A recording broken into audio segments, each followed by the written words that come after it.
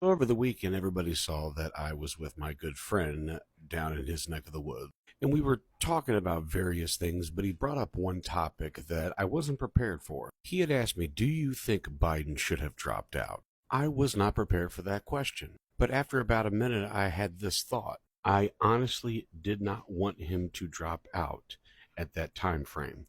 But after the debate, there was no question that he needed to drop out. With the benefit of hindsight, he should have dropped out way, way, way sooner. And we had talked about that first month or those first couple of weeks of how engaging and uplifting the mood was with Kamala getting in the race. But ultimately, this was my answer. If we were going to go through those 100 days with all that engagement, all that momentum, we get to that night on the 5th, and it was the result that we didn't want.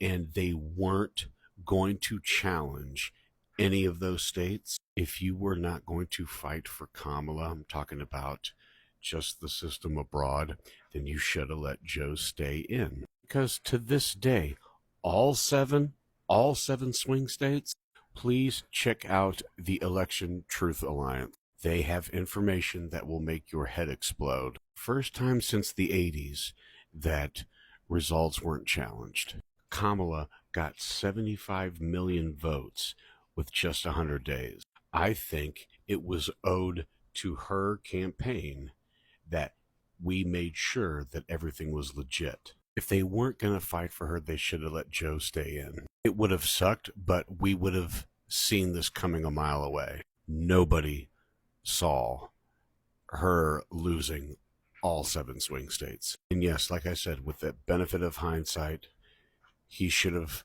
announced that he was dropping out a year prior so she would not just have 100 days. But ultimately, we were both on the same page. This is what happens when you're not engaged in what's going on, and this is what happens when you think you're taking the moral stance by not voting for either one. It leads to the catastrophe we have currently.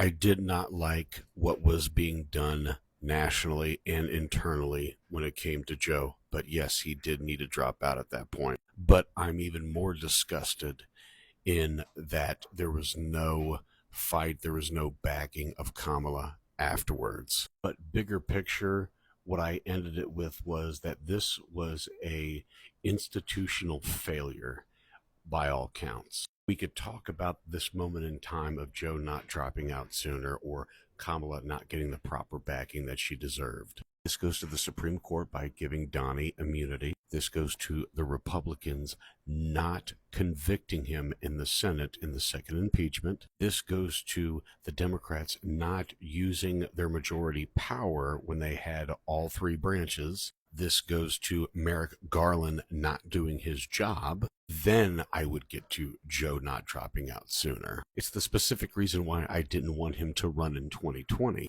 because something like this could happen. But ultimately, this should be a lesson to all of us. Amongst policy and everything like that, we just need young, not the old guard. Because yes, you had somebody that had 50 plus years of governmental experience, but then health becomes an issue. 3 Dems have died within the last year. That has a ripple effect. We need to push for younger and better ideas.